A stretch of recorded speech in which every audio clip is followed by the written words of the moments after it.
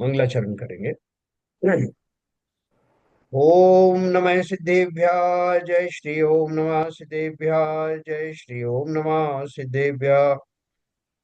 मंगलम भगवान वीरो मंगलम गौतमो गणी मंगलम कुंद कुंदाद्यो जैन धर्मोस्तु मंगलम।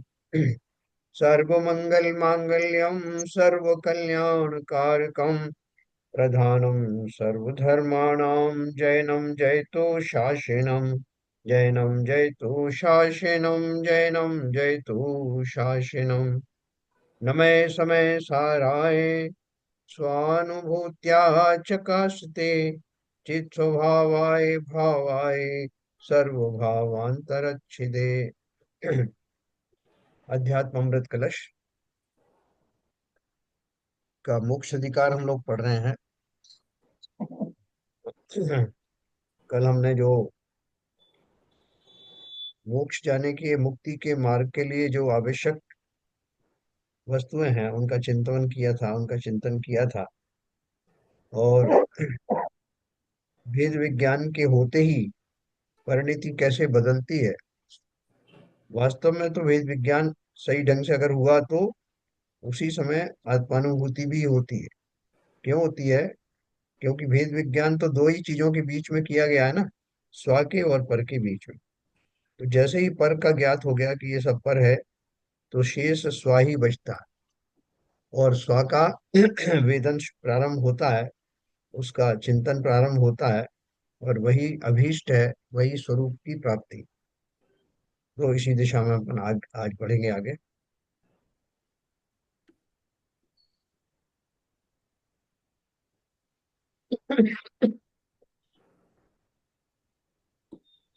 कल अपन ने ये प्रश्न छोड़ा था, आत्मा उपयोग लक्षण वाला है। उपयोग दो प्रकार का है। हम्म, दर्शनोपयोग और ज्ञानोपयोग। यहाँ पर आत्मा को शुद्ध चैतन्य मात्र कहा है। सो दोनों कथन में सुसंगति है या विसंगति, क्वेश्चन क्या है? ये अपन सब जानते हैं, आत्मा जीवो उपयोगो लक्षणम। आत्मा उपयोग लक्षण वाला है। उपयोग दो प्रकार का है, दर्शनोपयोग और ज्ञानोपयोग। यहाँ पर आत्मा को शुद्ध चैतन्य मात्र कहा है। सो कथन में सुसंगति है या विसंगति है? उसने बोला कि आपने शुद्ध चैतन्य कहा है और उपयोग लक्षण वाला भी कहा है, तो इसमें से सही बात क्या है? समाधान दिया, दोनों में सुसंगति है। जिसे उपयोग कहा है वही प्रतिभासमान चैतन्य गुण है। उसके द्वारा प्रतिभासित होने वाले पदार्थ के सामान्य प्रतिभास को दर्शन और विशेष प्रतिभास को ज्ञान कहते हैं। चैतन्य गुण है, चैतन्यता पूर्वक ही बाकी का जो दर्शन का उपयोग होगा या ज्ञान ज्ञान उपयोग होगा। इसलिए अगर खाली चैतन्य के गुण भी कह दिया तो उसमें दोनों चीजें आ जाती। प्रश्न है, यह द्विविधता चेतना में स्वयं के कारण है या पदार्थ की द्विविधता के कारण है? यदि पर सापेक्षता के कारण द्विविधता है तो वह चैतन्य का स्वभाव नहीं, विकार कहा जाए। ऐसी स्थिति में केवल ज्ञान केवल दर्शन चैतन्य के विकार हैं, स्वभाव नहीं, ऐसा कहना उपयुक्त होगा क्या? है प्रश्न क्या दिया उन्होंने कि आपने दो चीजें बता दी उसी जीव में, उसके चैतन्य नाम के गुण में आपने दुविधता बताई, ज्ञानोपयोग और दर्शनोपयोग। तो बोल रहे हैं कि ये जो दोनों चीजों की जो उत्पत्ति हुई है वो वास्तव में स्वभाव का ही गुण है या किसी तरह के पर पदार्थ के संयोग के कारण से ये दोनों चीजें उसमें आई हैं, ज्ञानोपयोग और दर्शनोपयोग। तो समाधान दिया, चेतना में द्विविधता अपने ही कारण है, पर के कारण नहीं। ये दोनों जो चीजें आती हैं ये जीव में स्वयं में ही गुण है। जैसे अपन केवल ज्ञानी को बोलते हैं ना कि निज को भी जानते हैं पर को भी जानते हैं, तो ऐसी द्विविधता जीव के स्वभाव में ही है कि वो निज को निश्चय से जानता है और पर को व्यवहार से जानता है। और इसी तरह से दर्शनोपयोग और ज्ञानोपयोग की बात है तो सामान्य देखना आदि जो व्यापार है वो सब दर्शनोपयोग में आता है, और विशेष रूप से उसके बारे में जानना वो ज्ञानोपयोग में आता है। ये अपन ने कई बार पढ़ा भी है। तो ये दोनों ही लक्षण मेरे ही। अब कोई बोले मेरा जो गुण है वो चैतन्यता वाला है या ज्ञान गुण है मेरा, तो आप कहोगे दोनों ही है। तो इसमें ऐसा थोड़ी अगर दो कह दिया तो वो जो दो अलग अलग बातें हो गई, तो अपनी अपनी जगह दोनों ही है। ऐसे अनंत गुण है जी आत्मा के अंदर होते हैं, तो उसमें कोई दोष नहीं है। चेतना में द्विविधता अपने ही कारण है, पर के कारण नहीं। प्रत्येक पदार्थ सामान्य विशेषात्मक होता है। हर एक पदार्थ के अंदर में कुछ सामान्य गुण होते हैं, कुछ विशेष गुण होते हैं। जैसे कि वस्तुत्व, द्रव्यत्व आदि जो गुण हैं, अस्तित्व आदि जो गुण हैं, वो सभी पदार्थों में समान रूप से, कॉमन रूप से पाए जाते हैं। लेकिन पुद्गल को देखेंगे तो उसमें वो रूप रस गंध वर्ण आदि जो है वो उसके विशेष गुण हैं। जीव के जो चेतना आदि गुण हैं वो विशेष गुण हैं। तो इसलिए उन्होंने बोला प्रत्येक पदार्थ सामान्य विशेषात्मक होता है। चेतना भी सामान्य विशेषात्मक है। सामान्य चेतना को दर्शन चेतना और विशेष चेतना को ज्ञान चेतना कहते हैं। जैसे जैसे समुद्र में उठने वाली विविध कल्लोलें समुद्र का विकार नहीं है, वे शुद्ध जलात्मक समुद्र स्वरूप ही हैं। समुद्र में जो तरंगें उठती हैं, तो वो समुद्र का विकार थोड़े है, वो समुद्र का पार्ट ही है। वो जो जब तरंगें उठती हैं तो जल जल की ही होती हैं। समुद्र को देखने पर शुद्ध समुद्र ही दिखाई देता है। कल्लोलों में भी समुद्र ही दिखाई देता है ना। जिस समय जो लहरें उठती हैं तो पानी से ही बनी हुई है। वे कल्लोलें समुद्र के स्वरूप में ही सम्मिलित हैं। समुद्र अपने में, अपने ही कारण, अपने ही द्वारा, अपने स्वरूप रूप दिखाई देता है। कल्लोलें समुद्र की हैं, समुद्र में ही हैं, समुद्र के लिए ही हैं, समुद्र को ही प्राप्त हैं, समुद्र द्वारा ही प्राप्त हैं। ऐसा कहिए या यूं कहिए कि वे स्वयं समुद्र हैं। उस काल उन्हें छोड़कर समुद्र अन्य कुछ नहीं है ना। ये वो एक उदाहरण उन्होंने दिया है। इसी प्रकार आत्मा पदार्थ को संचेतन करती है। संचेतन उसका गुण है, स्वभाव है। पदार्थ प्रतिभासन स्वरूप ही संचेतना है। पदार्थों के साथ उसका चेतक चैत्यमान अथवा ज्ञान ज्ञेय या दर्शन दृश्यमान का संबंध है। जितने भी पदार्थ हैं, आत्मा का उसके साथ क्या संबंध है कि आत्मा ज्ञाता है और वो सब वस्तुएं ज्ञेय हैं। तो बोलते हैं पदार्थों के साथ उसका चेतक चैत्यमान अथवा ज्ञान ज्ञेय या दर्शन दृश्यमान का संबंध। मैं देखता हूँ वो चीजें देखी जाती हैं, मैं जानता हूँ वो चीजें जानी जाती हैं, है ना। तो ये सारा उसके इस तरह के संबंध है। विकार स्वभाव नाशक होता है। चेतना के विकल्प विकल्प हैं, विकार नहीं। अवेद खंड पदार्थों में जो भेद होते हैं वे उसके ही विकल्प हैं। ये चेले की उस बात का उत्तर दे रहे हैं कि अगर हम जो है कुछ ही उसके गुण बताते हैं, जैसे उन्होंने बोला कि दर्शन ज्ञान दोनों गुण हैं, उसमें चैतन्यता के अनुरूप हैं, तो वो अलग अलग चीजें नहीं है, वो एक ही वस्तु के दो गुण हैं, अन्य के नहीं है। ऐसी विवक्षा पूर्वक समझना चाहिए कि समुद्र के दृष्टांत की तरह आत्मा में भी छटकारक व्यवस्था इस प्रकार है कि आत्मा जानता है, अपने को जानता है, अपने द्वारा जानता है, अपने लिए जानता है, अपने से जानता है और अपने में जानता है। इस प्रकार आत्मा स्वयं को जानता व देखता है अथवा चेतता है, ऐसा निश्चय कथन है। ये क्या बात कही उन्होंने। इस प्रकार आत्मा स्वयं को जानता व देखता है अथवा चेतता है, ऐसा निश्चय कथन है। निश्चय कथन का अर्थ क्या है? जैसे मैंने आपको बताया कि केवल ज्ञानी निज को निश्चय से जानता है। निश्चय से जानता अर्थात क्या है? वो उसका स्वभाव का ही भाग है, स्व को जानना। तो निश्चय से जानना हो गया।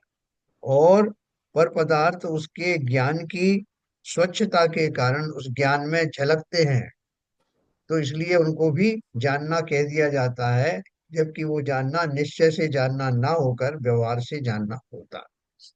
ठीक उसी प्रकार से उन्होंने बोला, इस प्रकार आत्मा स्वयं को जानता व देखता है अथवा चेतता है, ऐसा निश्चय कथन है। चैतन्यता का गुण आत्मा में है, स्व के स्वभाव के कारण है। आत्मा की स्वच्छता में पर का भी प्रतिभास है। दर्पण जितना स्वच्छ होगा उतनी उसमें इमेजेस अच्छी बनेंगी। लेकिन दर्पण ने नहीं कहा कि आप सामने आकर के अपना स्वरूप दिखाओ। दर्पण अपने स्वभाव के कारण से पर पदार्थों को दिखने का एक साधन बनता है। आत्मा ने, उसने, दर्पण ने किसी को बुलाया नहीं, लेकिन उसके स्वच्छता में ही ऐसा गुण है। आत्मा की स्वच्छता में पर का भी प्रतिभास है, अतः पर की अपेक्षा विकल्प करना मात्र व्यवहार है। एक वस्तु में स्व के आश्रय से जो भेद किए जाते हैं, वे वस्तु के ही अंश हैं, विकार नहीं है। अभी अपन कहेंगे भाई साहब, जो मेरा जो शरीर है ना, उसमें जो है पांच इंद्रियां भी हैं। और पांच इंद्रियां मेरे हाथ हैं, पांच उंगलियां हैं, दो हाथ हैं, दो पैर हैं।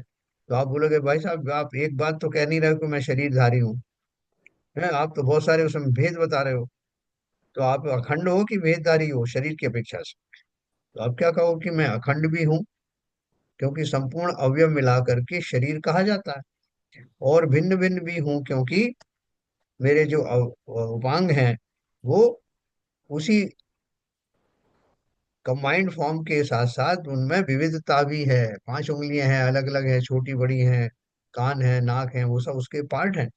तो ये अगर दिया जाए तो ऐसा थोड़ी कि आपने इनका बखान कर दिया तो आप शरीर की बात नहीं कर रहे हो, शरीर की ही कर रहा हूँ। ठीक उसी प्रकार से आत्मा के विभिन्न गुणों को कह देना, उसके स्वभाव में आने वाले समस्त लक्षणों को कह देने का अर्थ ये नहीं कि खाली आत्मा में एक ही गुण हो सकता है, बाकी सारे उसके विभाव परिणाम, ऐसा नहीं, सब स्वभाव का ही पार्ट। तो आत्मा की स्वच्छता में पर का भी प्रतिभास है, अतः पर की अपेक्षा विकल्प करना मात्र व्यवहार है। एक वस्तु में स्व के आश्रय से जो भेद किए जाते हैं, वे वस्तु के ही अंश हैं, विकार नहीं। है ना, अपन अग्नि के बारे में बात करते हैं तो अग्नि कैसी है? जैसा वो उष्णता भी होती है उसमें, उसमें प्रकाश भी होता है। तो आप बोलोगे साहब एक ही बात करो, आप या तो प्रकाश कहो या उष्णता कहो। दोनों कहोगे तो उसमें से एक विकार होगा, एक स्वभाव होगा। ऐसा नहीं है, दोनों ही स्वभाव के अंग हैं। ये वस्तु के ही अंश हैं, विकार नहीं है। आत्मा में स्व के आश्रय से होने वाले विकल्प भी चैतन्य के ही विकल्प हैं। मैं जानता हूँ, मैं ज्ञानी हूँ, मैं दर्शनोपयोगी हूँ, मैं ज्ञानोपयोगी हूँ, मैं वीर गुण का धारी हूँ, मैं सुख गुण का धारी हूँ, ये सब मेरे ही रूप हैं, मेरी ही विविधताएं हैं, मेरे ही स्वभाव के अंग हैं। वे विकारी भाव नहीं है। अतः केवल ज्ञान व केवल दर्शन भी चैतन्य के विकार नहीं है ना? उसके अलग अलग हम रूप बता रहे हैं उसको। जैसे हमने इसको जीव के बारे में बोलेंगे भाई साहब, ये जो जीव है ना, ये बचपन में छोटा रहता है, फिर धीरे धीरे बड़ा होता है, बड़ा रहने के बाद में फिर वो युवा होता है, युवा के बाद में फिर जो है वो अधेड़ होता है, फिर वो वृद्ध होता है। तो बोले आप एक जीव के वर्णन कर रहे हो और इतनी सारी विविधताएं बता रहे हो, अब एक बात क्यों नहीं कहते कि जीव कैसा होता है? तो एक ही तो बात कह रहे हैं। ये सब उसी की पर्याय हैं, उसी के गुणों का की सम्मिलित दशाएं हैं।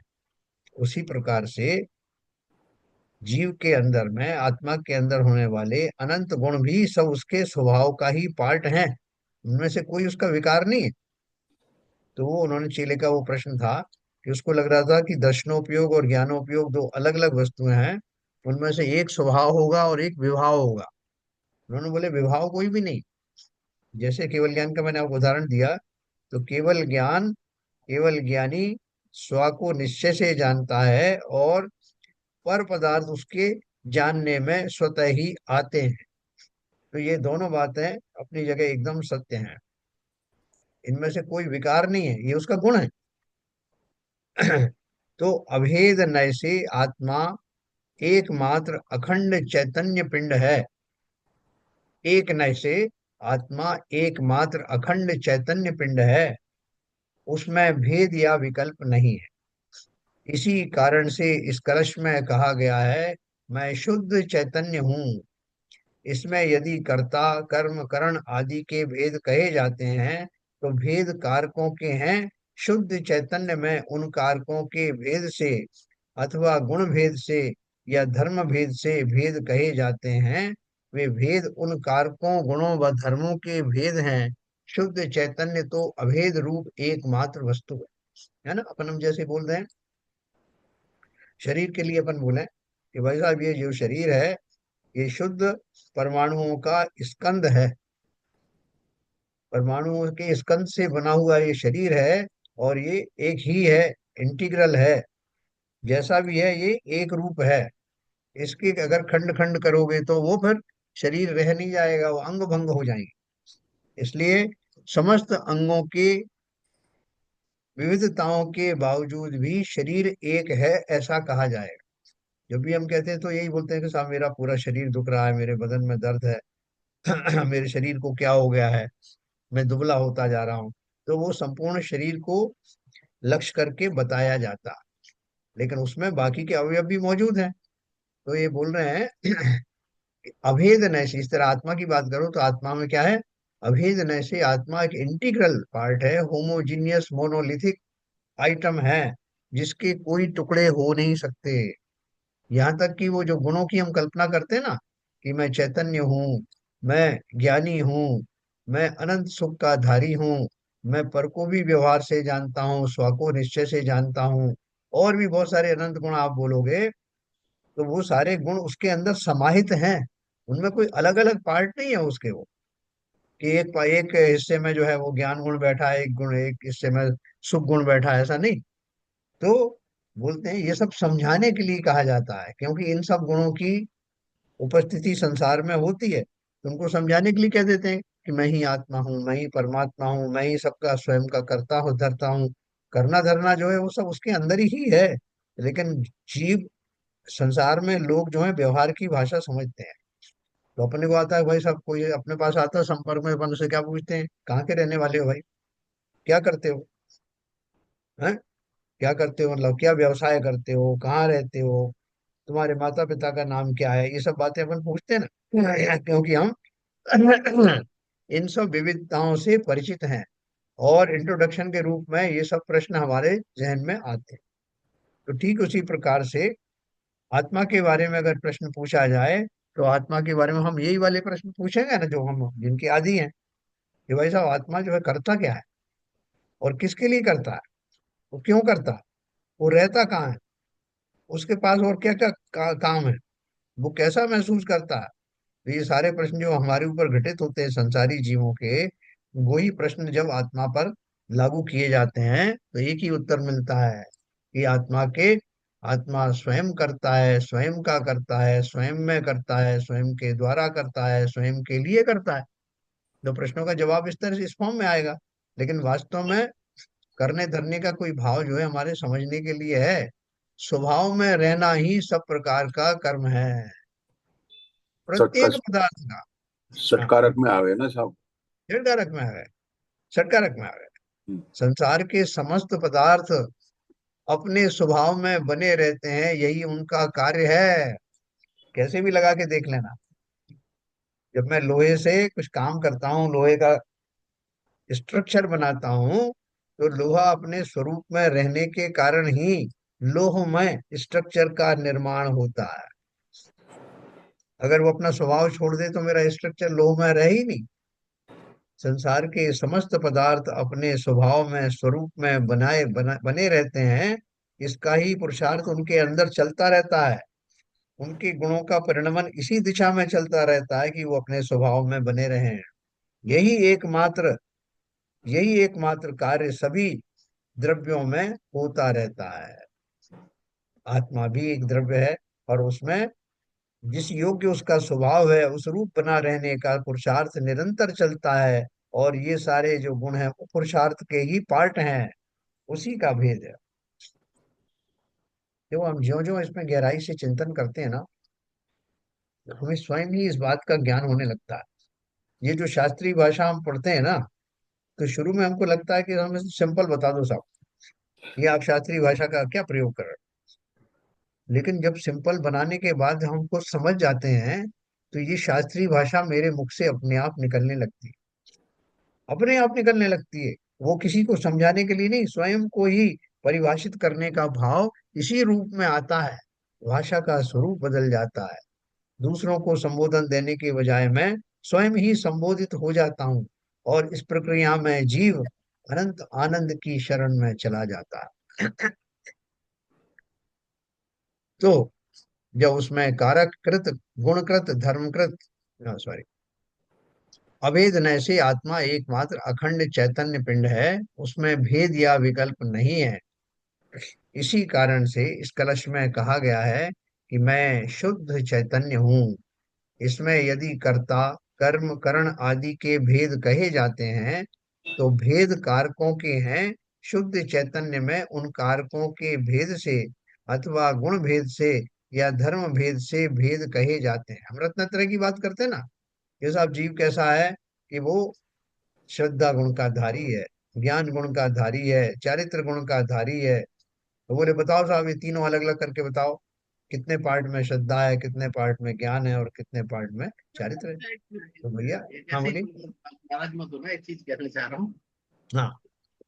कि जैसे आत्मा स्व में लीन हो गया,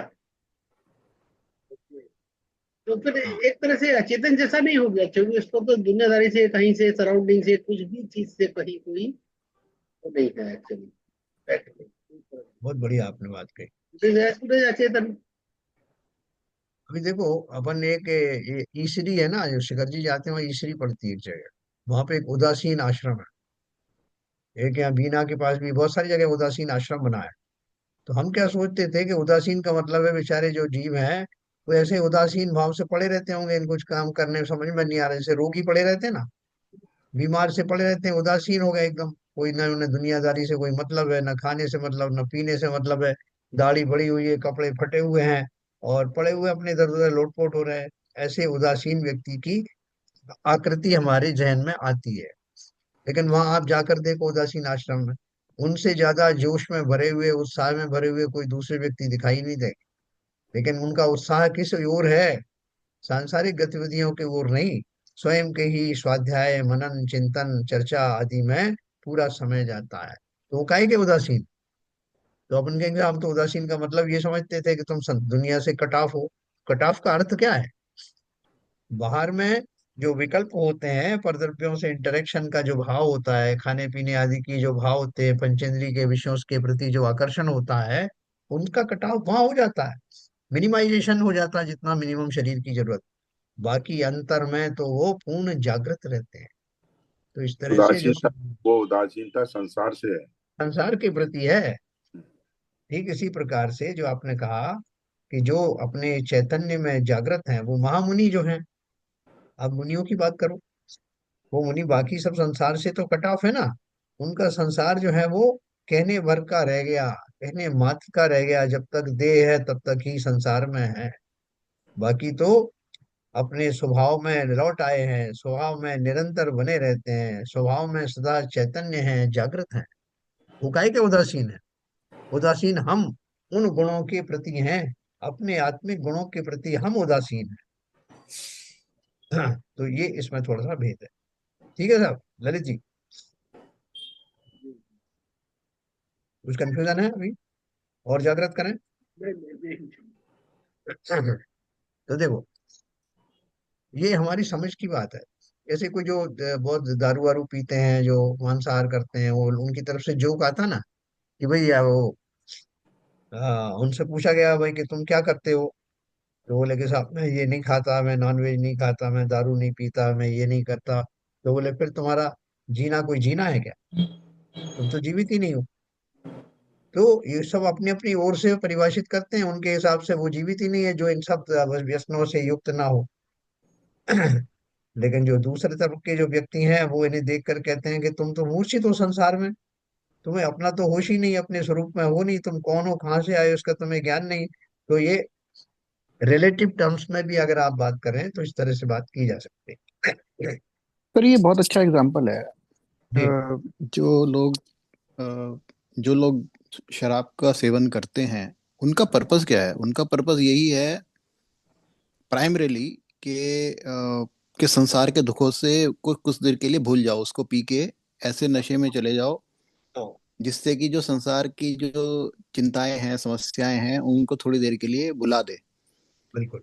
और अगर अब उसके लिए वो किसी एक्सटर्नल पदार्थ का सहारा ले रहे हैं, हाँ। जिसका कि जो इफेक्टिवनेस है वो बहुत थोड़े देर शॉर्ट के लिए है। पीरियड। पहली बात तो यह है कि उससे होगा कि नहीं वो भी क्वेश्चन मार्क है, लेकिन अगर होता भी है 1 मिनट के लिए मान लिया जाए तो वो बहुत शॉर्ट टर्म के लिए होता है। जबकि वही चीज यहाँ पे हमारे अंदर अपने आप स्वयं में अवेलेबल है। अगर हम चाहें तो अपने ध्यान को स्व में केंद्रित करके जो जितनी भी परेशानियां हैं वो सिर्फ, तो यही चीज को सिर्फ समझने की जरूरत है कि कोई भी एक्सटर्नल चीज आपके दुखों से आपको मुक्ति नहीं दे सकती। आपको संसार के वास्तविक स्वरूप को समझना और आत्मा में लीन होना ही परमानेंट वे है दुखों से छुटकारा पाने का। बिल्कुल सही कहा आपने। ये जो थोड़े समय की जो गहलता है, जो कहते हैं कि एक तो गहलता उतरी नहीं, अनादि काल से मैं जो अग्रहित मिथ्यात्व है उसके नशे में होकर जिस पर्याय में जिस शरीर को मैंने प्राप्त किया है, उसी में अपने को कन्फाइंड मानता हूँ, उसी को अपना स्वरूप मानता हूँ। ये मेरी अनादिकालीन अग्रहित मिथ्यात्व की दशा है। और उसके ऊपर से मैं सुन करके पढ़ करके लोगों की संगति करके जो और एडिशनल मिथ्यात्व का पान करता हूँ, वो गृहीत मिथ्यात्व में आता है। तो वैसे ही मैं अपने आप को अपनी पर्याय मात्र में ही अपने आप को समझ रहा था, मैं गरीब हूँ, मैं छोटा हूँ, मैं बड़ा हूँ, मैं काला हूँ, मैं गोरा हूँ। ये सब चीजें तो मैं पहले से ही जान रहा था। और अब उसके ऊपर से किसी ने कहा भैया कि ये दारू पी लोगे तो ये भी ज्ञान नहीं रहेगा कि तुम कौन हो। भले ही ऊपर ऊपर का स्वरूप है वो भी जान नहीं पाओगे। तो इसी भाव से बहुत सारे लोग उसका सेवन करते हैं। कौन चक्कर में पड़े संसार में, कौन दुख का पहाड़ सहन करेगा। इसको इतनी देर तक अपना मस्तिष्क शून्य हो जाएगा और उसको एंजॉय करेंगे। उस दशा को एंजॉय करना कहते हैं। तो आपने बिल्कुल सही कहा कि जीवों की जो परिणति है, वो परिणति अपने ही कारण है। अनादि काल से हम और आप सब इसी मोह रूपी मदिरा का निरंतर पान कर रहे हैं। और इसके कारण अपना जो बाह्य स्वरूप है उसका भी भान होता नहीं कि मैं कहाँ से आया हूँ। कभी हमने क्वेश्चन नहीं किया। मैं बोला करता हूँ कि मंदिर में भी कोई नया आदमी आता है तो अपने देख करके अपने को पूछने का भाव आता है, क्यों भैया कहाँ से आए हो, कहाँ के रहने वाले हो, यहाँ कौन सी बिल्डिंग में रहते हो, अच्छा कौन आपका है यहाँ पर, क्या करना है तुम्हें, ये सब पूछ कर। नहीं साहब, ये सहज जिज्ञासा होती है सब पूछने की। तो दूसरों के लिए तो बहुत जिज्ञासा है, लेकिन हमें अपने ऊपर कभी आश्चर्य नहीं हुआ कि मैं आज से पहले कहाँ था। जबकि हमने तो थ्योरी सुनी ना, पुनर्जन्म वाले जो है, दर्शन में हमारा जन्म हुआ। हम जानते हैं कि हम कहीं से मर करके आए हैं और यहाँ हमारा नया जन्म हुआ है। लेकिन फिर भी हम कभी हमने उसको गहराई से सोचा नहीं। हमने एक्सेप्ट कर लिया कि भाई आए हैं तो आए हैं बस, और क्या है, और जाएंगे तो चले जाएंगे। लेकिन ये क्वेश्चन नहीं आया हमारे मन में, मैं वास्तव में कहाँ से आया, क्यों आया, कब तक यहाँ रहूंगा, और यहाँ से कहाँ जाऊंगा, वहीं से क्यों आया और जगह से क्यों नहीं। कितने क्वेश्चन हैं।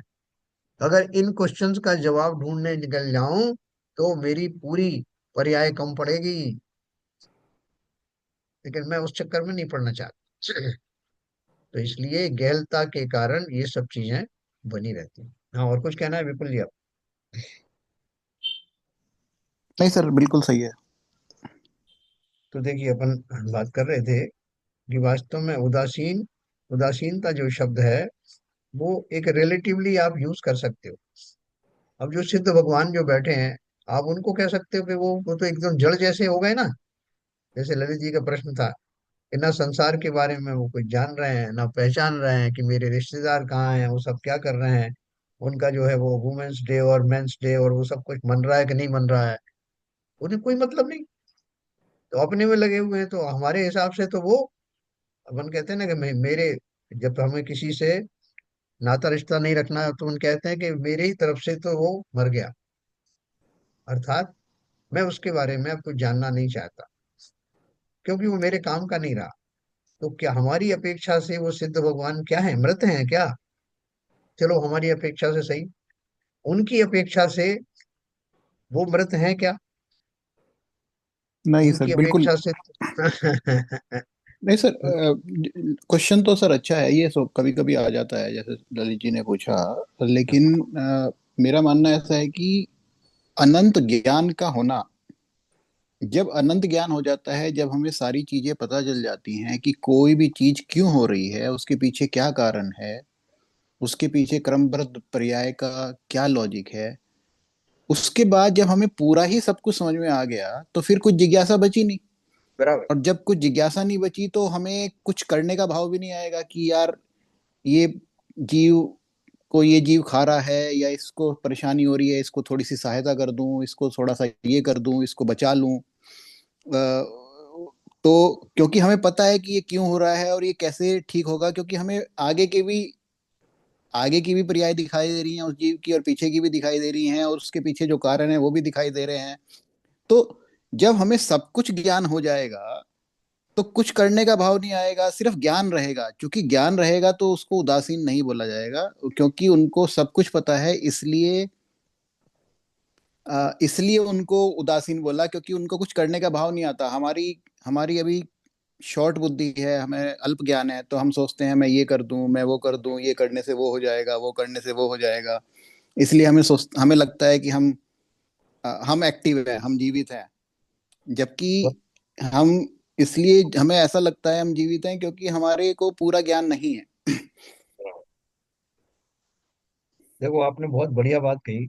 देखिए स्वाध्याय में दो ये तरह के लोग दो बैठे रहते हैं। एक सेकंड। स्वाध्याय में दो तरह के लोग हैं। एक जीव जो है, वो इसलिए क्वेश्चन नहीं पूछते कि उनको आता ही नहीं, उनका बैकग्राउंड ही नहीं है, तो वो पूछते नहीं पाते। दूसरे वो हैं जिनको जिज्ञासा है, इसलिए पूछते हैं। तीसरे वो जीव हैं जिनको सब कुछ समझ में आ गया है, उन्हें कोई पूछने के भाव नहीं बचे। तो ठीक जैसे विपुल जी ने कहा कि जब जीव अज्ञानता के लेवल से उठ करके ज्ञानमय हो जाता है, तो उसके सारे प्रश्नों के उत्तर अपने आप ही समाधान को प्राप्त होते हैं। और इसलिए अब उसके पास कुछ भी अनुत्तरित रहा नहीं। अपना स्वभाव को संपूर्ण रूप से जान जाने के बाद जीव के पास फिर फुर्सत ही नहीं और कोई काम ही नहीं है कि वो पर में भटके। पर में भटकने का तो तभी तक कार्य था जब तक स्व को जाना नहीं। स्व को जानने के बाद या जानने वालों को पर में किंचित भी कोई आकर्षण रह नहीं जाता। वो निरंतर अपने स्वभाव में बने रहते हैं। न केवल जीव, जैसा मैंने आपका कहा, संसार के सभी द्रव्य अपने अपने स्वभाव में निरंतर रहते हैं। और स्वभाव में बने रहने की प्रक्रिया उनमें निरंतर चलती है। इसलिए वो उदासीन अगर होंगे तो स्वभाव में बने रहने की प्रक्रिया नष्ट हो जाएगी। बोलिए, आप कुछ बोल रहे थे। मैं यही कहने वाला था, जो आपने लास्ट सेंटेंस यूज किया एक्चुअली ये उदासीन होना, अचेतन की बात जो बात कर की है यहाँ पर, वो एक रिलेटिव टर्म है। और जब जब जीव अपने स्वभाव में आ जाता है, इस सिलसिला पे जैसे बताया आपने विपुल जी ने, अनंत गुण के धारी हो जाते हैं, तो वो अपने स्वभाव में रहने के लिए उनका चिंतन अपने आप चलता रहता है। जो भी उनके प्रश्न हम्म। होते हैं स्वयं के चिंतन के बारे में ही होते हैं। उन्हें वही पर्याय उनकी ज्ञान की बदलती रहती है हर समय, और वो उसी में लीन रहते हैं। और हमको वो अचेतन लगते हैं, क्योंकि वो अचेतन इसलिए है, जैसा आपने बहुत बढ़िया एग्जांपल दिया उदासीन आश्रम का। जैसे आपने एग्जांपल दिया वो जो शराब के नशे में शॉर्ट टर्म में अपनी दीन दुनिया को भूल के अपने उसमें हो जाता है। तो ये आपकी बात सही है कि स्वभाव में आने के बाद वो तो अपने आप में ही लीन रहते तो देखो, वास्तव में हमको जो हमारा संसार है उससे जो विपरीत लोग हैं वो हमको वो अजीब लगते हैं। जो सब जो नॉनवेज खाने वाले, शराब पीने वाले, जो रात को जो है अपने नृत्य गान करने वाले, उन सबको लगता है कि जीवन तो हम ही जी रहे हैं। हैं। बाकी ये सब लोगों का जीवन कोई जीवन है क्या? बेकार है। हाँ। तो ये सब रिलेटिव बात है। लेकिन वो जो ज्ञानी है वो कहते हैं कि जीवन हम जी रहे हैं। वो भले किसी को कहेंगे नहीं, लेकिन जो रसपान वो कर रहे हैं, जो आनंद की प्राप्ति वो कर रहे हैं, उसे उन्हें कहने की भी फुर्सत नहीं है कि आओ इधर देखो कितना आनंद मैं ले रहा हूँ। वो इतनी तो फुर्सत भी अल्टीमेट है नहीं। सर। लेकिन हमें जरूर ऐसे भाव आते हैं। क्यों आते हैं? क्योंकि हमारी नजर में जब तक जो है पंचेंद्रिय के विषयों का सेवन ना करो, जब तक 10 लोगों से बतिया ना लो, इधर की उधर बुराई ना करो, तब तक क्या जीना? इस जीने का भी कोई जीना है क्या? है ना? तो इसलिए हमको लगता है, जैसे ललित जी ने कहा, ये प्रश्न हम सबका हो सकता है कि आप कह रहे, तो हम मान लेते हैं शास्त्रों में लिखा है कि बड़े सुखी हैं, मगर हमें तो नहीं लगता। काहे के सुखी है? ना खाना, ना पीना, ना व्हाट्सएप, ना फोन करना, ना वीडियो देखना, कुछ नहीं। तो काहे के सुखी हैं? अब आप कह रहे हो जबरदस्ती, तो मान लेते हैं, लेकिन मानने का मन तो नहीं करता। तो वास्तव में ये स्थिति ऐसी ही है। क्यों? कि हमें उसका, उस दृश्य का हमें अभी कुछ कल्पना तक भी नहीं है कि कैसा होता होगा वो। हम भले ही शास्त्रों की भाषा में बोल करके आनंदित हो लेते हैं, लेकिन ये हमारी आत्मानुभूति हमारे हृदय से निकल नहीं रही। जिस दिन अंदर से निकलेगी, उस दिन हम भी वही बन जाएंगे जो वो है। ठीक है सर। तो बढ़िया है, ये हमारे जो डिस्कशन होता है उससे हमें अपनी वस्तु स्थिति का पता लगता है कि हम कहाँ खड़े हैं। एक व्यक्ति की बात नहीं है, हम सब की बात है।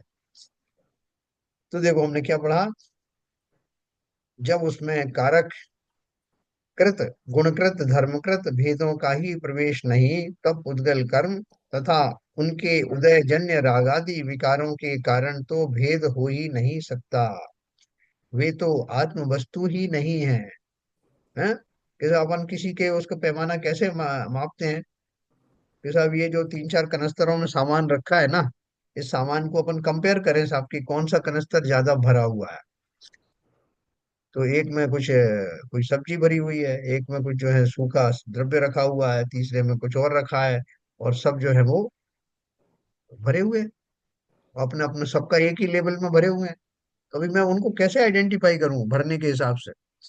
साहब ये भी भरा है, ये भरा, बोले भला है, मगर इसमें कुछ ये है, उसमें कुछ वो है। बोले वो सब ठीक है, लेकिन भरने की अपेक्षा से तो सब भरे हैं ना, उसी लेवल में भरे हैं। तो बोले उनको एक लेवल पर कैसे लाऊं? बोले एक लेवल पर ऐसे लाओ कि सबको खाली कर दो, और सब जब खाली हो जाएंगे तो एक ही लेवल का फिर गुणगान होगा कि ये सारे एक समान है, अपने ओरिजिनल रूप में है। इनमें किसी प्रकार का कोई पदार्थ भरा नहीं है, कोई गंदगी भरी नहीं है, इसलिए ये सब शुद्ध है। ठीक उसी प्रकार से रागादि से मेरी पहचान थोड़े, रागादि रहित होना ही मेरी पहचान है। गुण स्थानों में राग, बचे हुए राग को नहीं मापा जाता, बल्कि राग की कितनी निवृत्ति हो गई, उसकी जो है कितनी वीतरागता से मैं भर गया, वो वास्तव में गुण स्थानों की पहचान है। ठीक उसी प्रकार से उन्होंने बोला, जब उसमें कारक कृत गुणकृत धर्मकृत भेदों का ही प्रवेश नहीं, तब उद्गल कर्म तथा उनके उदयजन्य रागादि विकारों के कारण तो भेद हो ही नहीं सकता। जैसे मैंने आपसे कहा ना, तरह तरह की गंदगी भरी है, तो आप उससे थोड़ी भेद करोगे। इसमें सर मूंगफली रखी है तो इसलिए ये इतना अशुद्ध है, फलानी चीज रखी है ये इतना अशुद्ध है। हम तो भरने की अपेक्षा से अशुद्धि मान रहे हैं ना। ठीक उसी प्रकार से उद्गल से जन्य मेरा कोई अब लेना देना रहा नहीं। तो ये जो कर्म, जो रागादि है मेरे अंदर जो भरे हैं, वो मेरी पहचान नहीं है। उनसे मैं क्या अपना भेद करूं? मैं तो ये कहूंगा कि ज्यों ज्यों राग निकलता गया, त्यों तो मैं शुद्ध होता चला गया। वे तो आत्म वस्तु ही नहीं है, वे आत्मा से भिन्न लक्षण वाले हैं। अतः उनका पृथक वस्तुत्व स्वयं सिद्ध है, जो मेरे पार्ट ही नहीं है। वो बोलता है कि जो जब सिक्योरिटी चेक होती है, आपको जाना है कोई हवाई जहाज से, तो बोलता है कि वो सारी चीजें निकाल दीजिए साहब, आपका बेल्ट भी निकाल दीजिए, आपके जूते भी निकाल दीजिए, आप ये कहीं कहीं तो वो यूएस वगैरह में कभी विशेष पे ओकेजन पे बोलते हैं कपड़े भी निकाल, शर्ट भी निकाल दो। तो वो हम आराम से निकाल देते हैं। क्यों निकाल देते हैं? क्योंकि वो मेरे से भिन्न है, शरीर से भिन्न है। किसी ने ये नहीं कहा आपका शरीर भी उठा करके इस ट्रॉली में डाल दो। हाँ? जो संभव है वो सब किया जाता है, उन सब। हाँ, ये बोल रहे हैं, वे आत्मा से भिन्न लक्षण वाले हैं, अतः उनका पृथक वस्तुत्व स्वयं सिद्ध है। जो मेरे नहीं है, जो मेरे शरीर के पार्ट नहीं है, वो मुझे पृथक दिखते हैं। वैसे आपके शरीर के अतिरिक्त बाकी जो कुछ है निकाल दो, तो हम निकाल देते हैं। तो यहाँ भी वही कह रहे हैं, वे आत्मा से भिन्न लक्षण वाले हैं, अतः उनका पृथक वस्तुत्व स्वयं सिद्ध है। हम तो इतने तो ज्ञानी हो गए ना कि आत्मा का क्या है और आत्मा के अतिरिक्त क्या है। दोनों में भेद हम अभी भी कर पाते हैं, कर पा रहे हैं। इस स्टेज तक हम पहुंच गए। प्रश्न पूछा है, क्या रागादि विकार रूप वस्तु जिसे आत्मा से भिन्न वस्तु कहा गया है, उसके और आत्मा के प्रदेश भेद हैं? देखो, बहुत इंपॉर्टेंट इंपॉर्टेंट जो क्वेश्चन है, बारीकी से। क्या रागादि विकार रूप वस्तु जिसे आत्मा से भिन्न वस्तु कहा गया है, उसके और आत्मा के प्रदेश भेद हैं? यदि हैं तो रागादि कौन से द्रव्य हैं? हाँ, प्रदेश भेद का अर्थ समझ रहे हैं आप, कि जिस प्रदेश में आत्मा रहती है उस प्रदेश में वो नहीं रहते। तो बोल रहे हैं कि राग जो है वो तो मेरे साथ इंटीमेट है ना, जैसे दूध और पानी है। तो वो फिर अलग अलग कैसे हैं, उनके प्रदेश अलग कहाँ से हो सकते हैं? समाधान दिया, रागादि भिन्न द्रव्य नहीं है, ना उनके प्रदेश आत्म द्रव्य से भिन्न है। वे तो आत्मा के विकारी भाव हैं। वे विकारी भाव आत्म प्रदेशों में ही हैं, किंतु आत्म द्रव्य के स्वरूप से भिन्न हैं। आपने एक अनार तोड़ा, तो अनार के अंदर में कुछ दाने सड़ गए थे और कुछ दाने सही थे। तो वो पूरे एक संपूर्ण अनार की अपेक्षा से अगर देखें, तो वो जो सड़े हुए दाने हैं वो भी उसी अनार में थे, और जो सड़े नहीं थे वो भी उसी में थे। लेकिन जो सड़े थे उनको सड़े क्यों कह रहा हूं? क्योंकि जैसा उसका स्वाभाविक स्वरूप होता है वो उससे भिन्न थे। तो उन्होंने क्या बोला? राग आदि भिन्न द्रव्य नहीं है, ना उनके प्रदेश आत्म द्रव्य से भिन्न है। वे तो आत्मा के विकारी भाव हैं। वे विकारी भाव आत्म प्रदेशों में ही हैं। वो सड़े हुए दाने भी उस अनार में ही हैं, किंतु आत्म द्रव्य के स्वरूप से भिन्न है। वो जो उसका नेचुरल जो दाने होते हैं, उनसे उनकी अवस्था भिन्न है।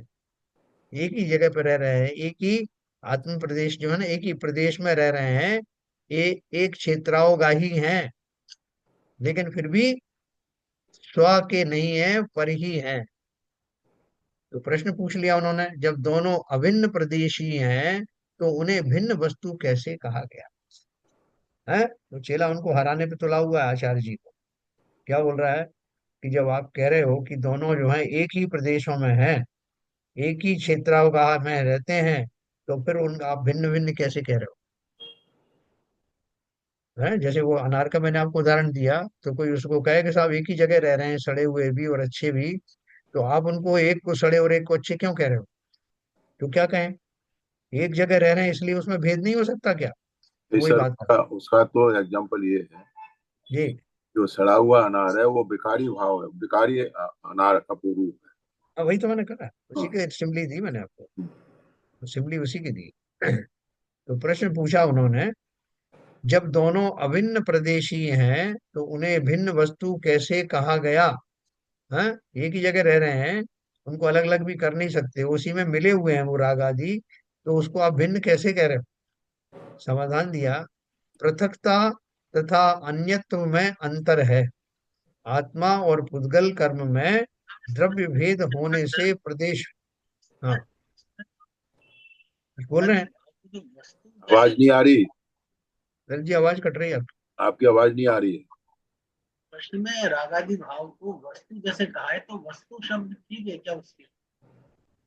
है वस्तु शब्द। रागादि भाव के लिए हाँ।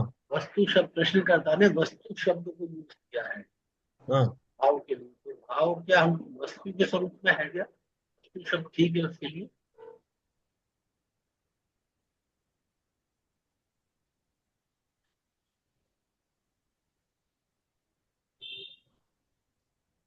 ऊपर भी, ऊपर वाले प्रश्न में भी ऐसे ही लिखा था, रागादि विकारू वस्तु, तो यहाँ पे हाँ, इनको वस्तु कह रहा है वो। हाँ, आत्मा जब भिन्न वस्तु कहा गया है, तो मतलब वो एक वस्तु मतलब समझ रहा है ना प्रश्नकर्ता उसको। हाँ। तो वस्तु का अर्थ क्या है? वस्तु वो एक बहुत व्यापक शब्द है। जैसे मैंने उसमें ही जो आपको जो भी अनार का उदाहरण दिया, उस अनार में जो सड़े रहने वाले, सड़ गए हुए जो दाने हैं, वो एक सड़ी हुई वस्तु है। वो उसके जो साधारण जो दाने हैं उनके स्वभाव से भिन्न होने के कारण उस पूरे समूह को मैं एक विकारी वस्तु कह सकता हूँ। वस्तु एक बहुत व्यापक शब्द है। एक ही वस्तु में भी अलग अलग गुणों के स्वरूप को बताने के लिए भी मैं बोल सकता हूँ कि ये वस्तु अलग है, वो वस्तु अलग है ना। दो सोने के दो टुकड़े हैं, एक में जो है 1% चांदी मिली है, दूसरे में 2% चांदी मिली हुई है, तीसरा जो है बिल्कुल शुद्ध है। तो तीनों को मैं वस्तु कह सकता हूँ। 1% चांदी वाली वस्तु, 2% चांदी वाले वस्तु, और निर्दोष होने वाली वस्तु। तो वस्तु एक व्यापक शब्द है जिसका अर्थ होता है कि जो जिसका अस्तित्व हो उस चीज को वस्तु कहते हैं। तो इसमें क्या प्रॉब्लम क्या है? शब्दों का वो है उलटफेर और कुछ नहीं। तो अपन बात कर रहे थे, जब दोनों अभिन्न प्रदेशी हैं तो उन्हें भिन्न वस्तु कैसे कहा गया है ना। कि अपन कहते हैं भाई साहब एक काम करो, इसमें से खराब खराब आइटम निकाल दो। आइटम कहते हैं ना अपन अंग्रेजी में। आइटम का मतलब वस्तु है। तो वस्तु एक जो है बहुत व्यापक शब्द है वो तो जो फिजिकल किसी शेप को भी। वाली चीज है ना एक्चुअली, रागादि तो फिजिकल शेप वाली चीज नहीं है ना। हाँ, देखो, अब रागादि जो भाव है ना, भाव तो जो है वो फिजिकल शेप नहीं होता। लेकिन भाव तो भाव ही है, चाहे वो रागादिमय भाव हो या शुद्ध भाव हो, वो दोनों उसी भाव की कैटेगरी में आता है। क्योंकि किसी भी वस्तु के दो पहलू होते हैं। अपन जीव द्रव्य को तो जानते हैं कि उसमें जो भावात्मक पक्ष है वो अलग होता है और द्रव्यात्मक पक्ष अलग होता है। लेकिन जो बाहरी जो और वस्तुएं हैं जिन्हें हम अचेतन कहते हैं, उनमें भी कोई भाव होते हैं क्या? मैं आपसे एक प्रश्न पूछता हूँ कि भाव और द्रव्य दो अलग अलग वस्तुएं हैं। तो वस्तु शब्द मैंने इस्तेमाल किया। अब जो अचेतन वस्तुएं हैं उनमें भाव भी होते हैं क्या, या खाली उनमें द्रव्य ही होता है? बताओ। चेतन में तो भाव नहीं है, तो चेतन की चेतना की वैसी भाव है, भाव तो हाँ, का परिणाम ही कारण ही चेतना है, चेतन में ही भाव होते हाँ। और चैतन्य का ही, चैतन्य में भाव ही भाव है, उसमें कोई और फिजिकल एंटिटी नहीं है। हैं। अमूर्त है ना, आत्मा तो है, अमूर्त है। अमूर्त आत्मा है। तो अमूर्त है। हाँ, हाँ, बिल्कुल सही कहा। आत्मा बाकी जो अमूर्तिक आत्मा के गुण है वो है उसका अमूर्त है, पर आत्मा के जो चैतन्य गुण है और जो दूसरे गुण है वो सब उसके सहित है वो आत्मा। बस उसका एक्चुअली हम द्रव्यात। गुण को हम वस्तु नहीं कहते ना सर। ये सुगंध, फूल में सुगंध आ रही है तो सुगंध की वस्तु थोड़ी है। नहीं, सुगंध उसका गुण है। राग जो है उसका गुण है एक्चुअली, या मिला विकारी गुण है, तो हाँ, वस्तु थोड़ी है। तो देखो उन्होंने क्या बोलते शब्द कैसे यूज किया। अपन ये कह सकते हैं कि ये सुगंधी वाली वस्तु, ऐसा कह सकते हैं। तो फूल ही इस वस्तु के रूप में आएगा ना, जैसे कोई हाँ, कोई फूल है सुगंध है तो हाँ, फूल सुगंध वाला हो गया, वो हाँ। वस्तु हो गई। मैं कहूँ कि ये जो मिक्स इसमें स्मेल आ रही है, और जो इस तरह का इसका जो शेप है, जो इस तरह का रंग है, ये एक विचित्र वस्तु है, ऐसा कह सकता हूँ। हाँ तो वो पूरा चीज को आप बोल रहे हैं ना, उसमें गुण सहित बोल पूरी रहे हैं ना उसमें। पूरी चीज ही कह रहे हैं, द्रव्य तो ये को राग आदि। द्रव्य को उसके गुण हाँ, सहित बोल रहे हैं। बिल्कुल सही कहा। तब वस्तु कह रहे हैं आप। तो इसी तरह से मैंने वो जो अनार का उदाहरण दिया, उसमें जो सड़े हुए दाने हैं, उनको मैं ये कह सकता हूँ कि ये जो जितना जितना जो विकारी रूप है, जो विकारी रूप का जो समूह है, इसको मैं एक वस्तु कह सकता हूँ। हाँ उसे तो कह ही सकते हैं ना सर, इसमें तो वही वस्तु तो है। कह रहे हैं, इसीलिए ने कहा क्या रागादि विकार रूप वस्तु, उस समूह को उन्होंने राग और द्वेष आदि। रागादि का मतलब क्या है?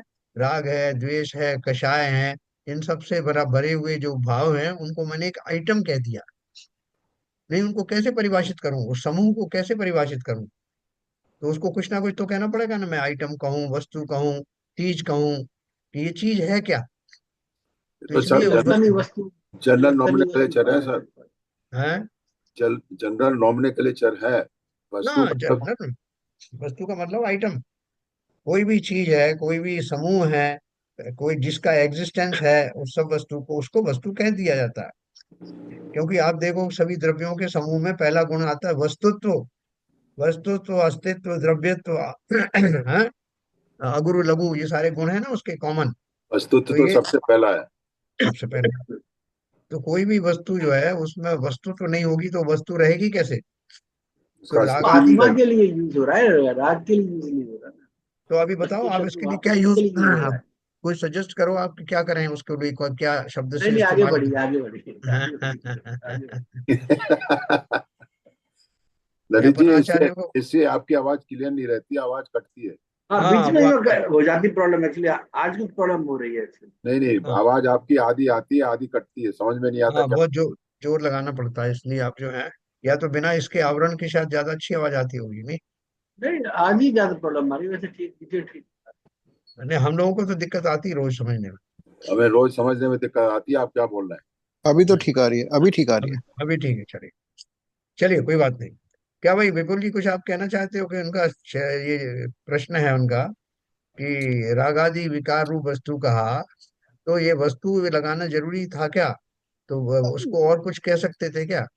नहीं सर, वो, मतलब व्यवहारिक भाषा में हमें लगता है कि वस्तु जो है वो कोई फिजिकल एंटिटी ही होनी चाहिए, उसी को वस्तु कहा जा सकता है। जो जो चीज फिजिकल नहीं है, जो इंटेंजिबल है, जैसे हाँ भाव या कुछ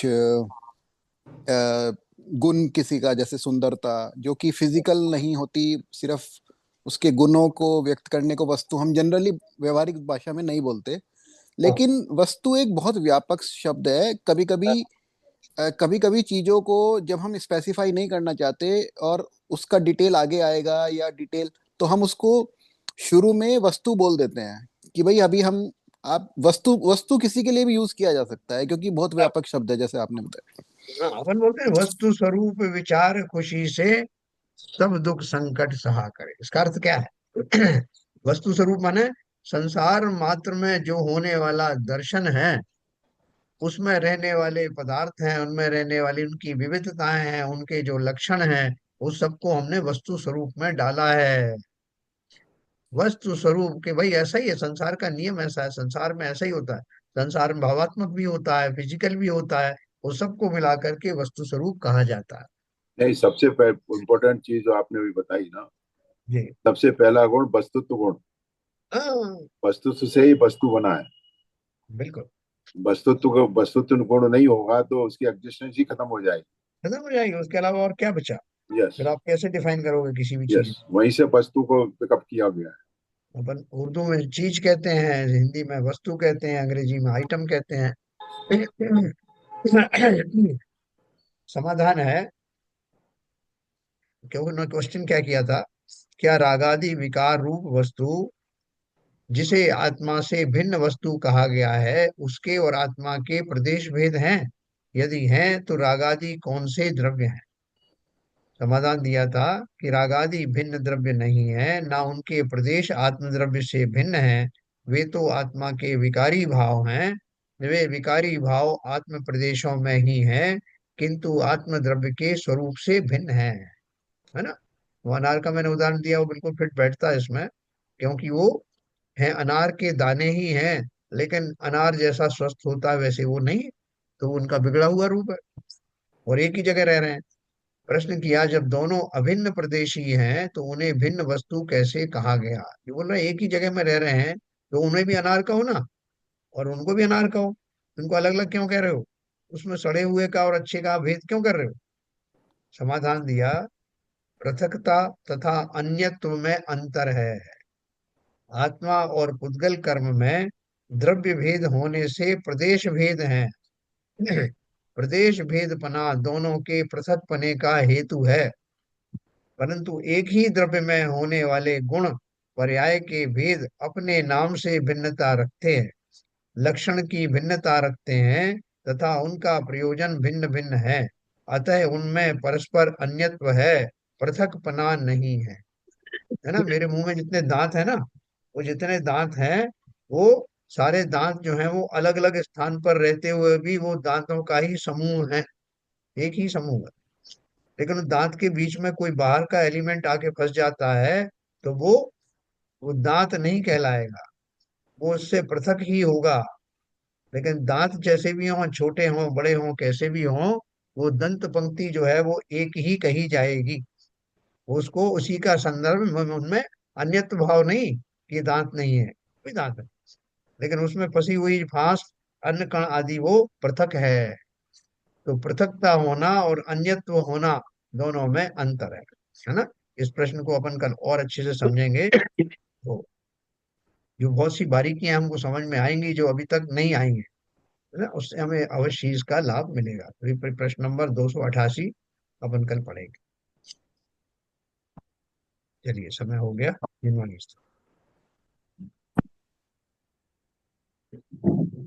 नित्यतम नाश वे को ज्ञान के प्रकाश वे को आप पर भास वे को भानु सी बखानी है। हो द्रव्य जान वे को बंध वेधि भान वे को स्वपर पिछान वे को परम प्रमाणी है। अनुभव बताए वे को जीव के जताए वे को काहू न सताए वे को भवे और आनी है। जहाँ तहाँ तार वे को पार के उतार वे को सुख विस्तार वे को यही जिन वाणी है। हे जिन वाणी भारती तो है जो पूजन रैन, जो तेरी शरणा गए सो पावे सुख चैन। या वाणी के ज्ञान से तुझे लोकालो, तो वाणी मस्तक धरो सदा देते हैं धो, सदा देते हैं धो। जिनवाड़ी माता की जय। की जय। नमो कार्य।